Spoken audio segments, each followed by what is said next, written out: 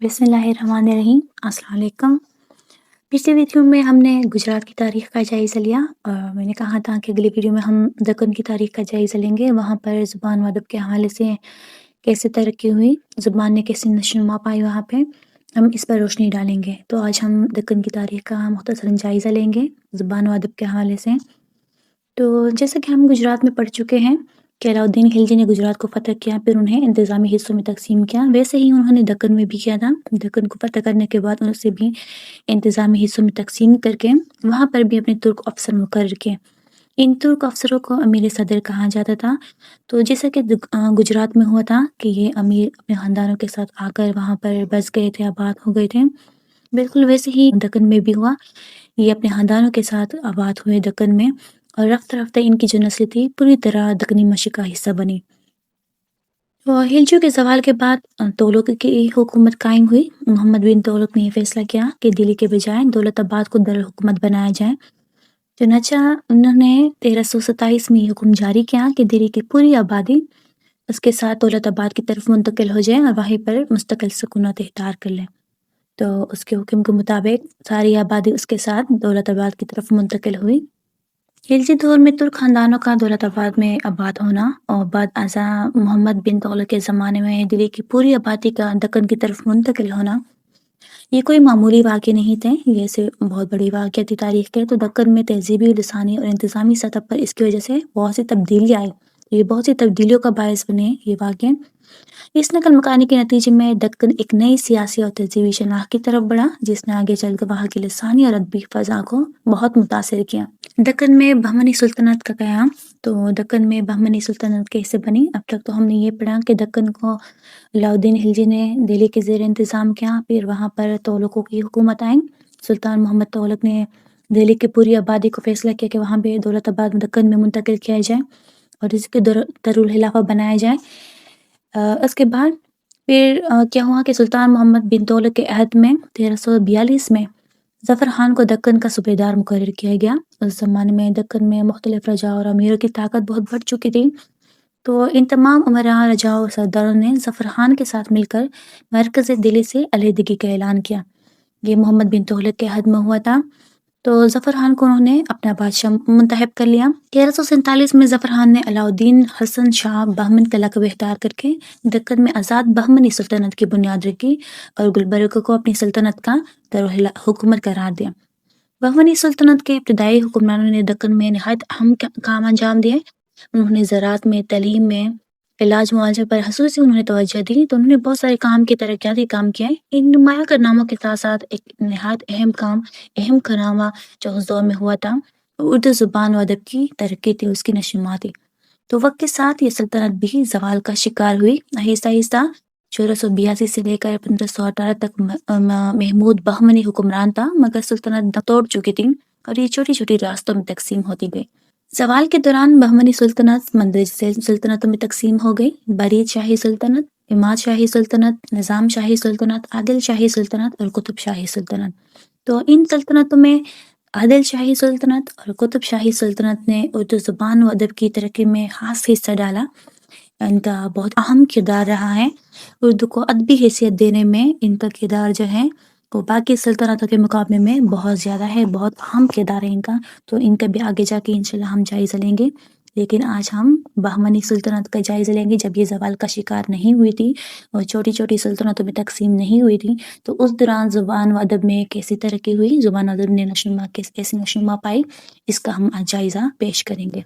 दक्कन में उर्दू अदब की इब्तिदा और अहम शोरा। दक्कन में उर्दू ज़ुबान के फ़रोग़ में सूफ़िया कराम ने नहायत अहम और फ़ैसलाकुन किरदार अदा किया। उन्होंने तबलीग़ दीन और इस्लाह माशरे के लिए फ़ारसी अरबी के बजाय अवामी ज़ुबान दक्कनी उर्दू जो उस वक्त बोली जाती थी आम लोगों में, उसी को इख्तियार किया, जिससे आम लोग आम उर्दू जो है आम लोगों में तेज़ी के साथ मकबूल हुई। सूफिया ने अपने वाज़ और मलफूज़ात, रसाइल और सूफियाना शायरी के ज़रिए उर्दू को इज़हार का ज़रिया बनाया, जिसकी वजह से ना सिर्फ उर्दू इज़हार का ज़रिया बनी बल्कि उसे एक मुस्तहकम अदबी हैसियत भी अता हुई।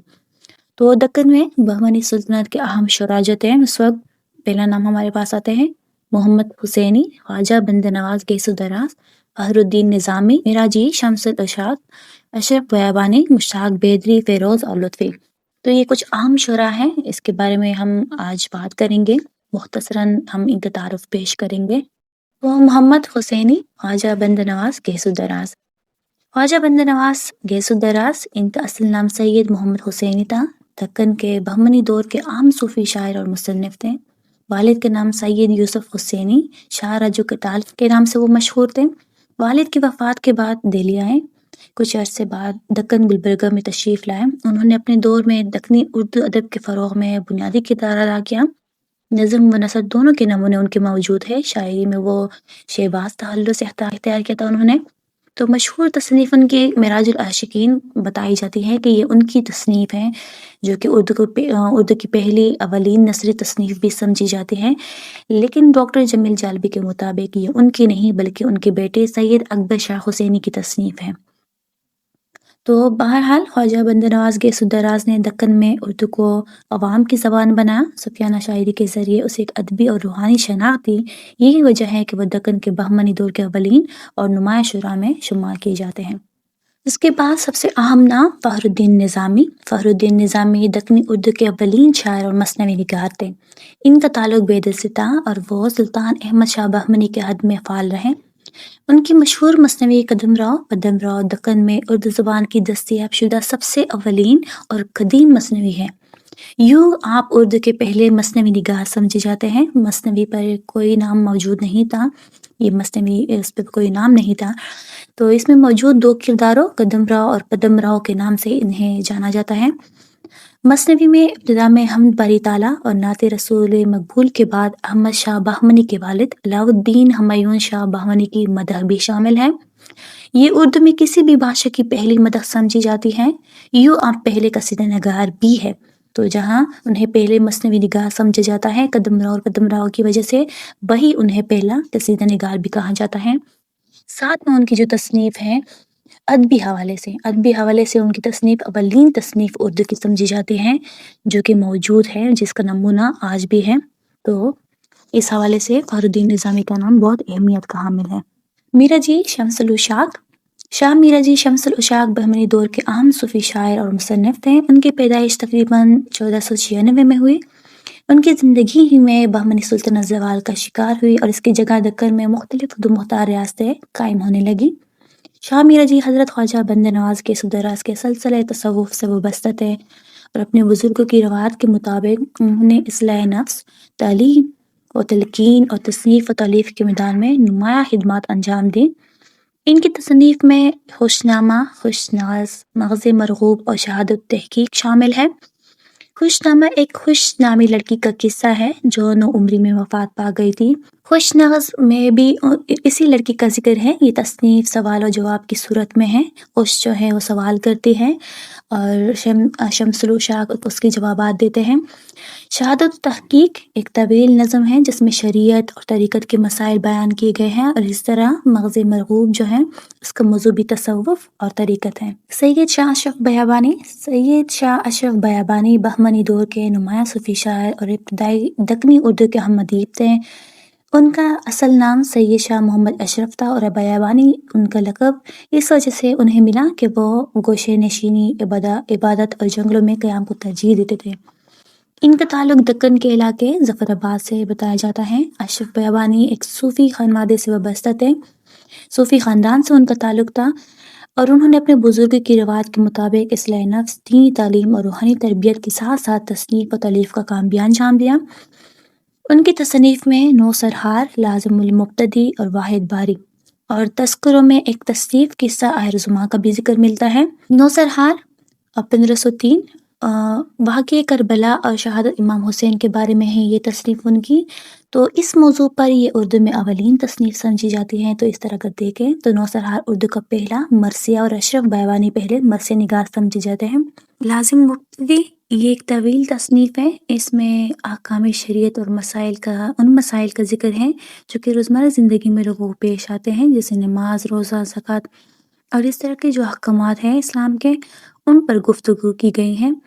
واحد باری یہ بھی امیر خسرو کی خالق باری کی طرز پر ایک منظوم رسالہ ہے ان کا، جیسے امیر خسرو نے لکھا ہوا تھا خالق باری کا، یہ بھی ویسے ہی ایک رسالہ ہے جس میں اردو الفاظ کے فارسی اور عربی مترادف دیے گئے ہیں۔ آخر میں ہم فیروز، مشتاق بیدری اور لطفی کا ذکر کریں گے۔ فیروز اصل نام قطب الدین قادری تھا اور تخلص فیروز تھا۔ بیدر کے صوفی شاعر تھے، مرحوم شیخ محمد ابراہیم کے مرید تھے۔ ابراہیم قطب شاہ کی درخواست اور اپنے پیر و مرشد کے کہنے پر گلکنڈہ گئے اور وہاں کافی مشہور ہوئے۔ فیروز کی ایک مثنوی توصیف نامہ میرا محی الدین کے نام سے موجود ہے۔ مشتاق بیدری یہ بھی دکن میں بہمنی دور کے شاعر تھے، ان کا نام بھی دکن کے اولین شعراء میں ملتا ہے۔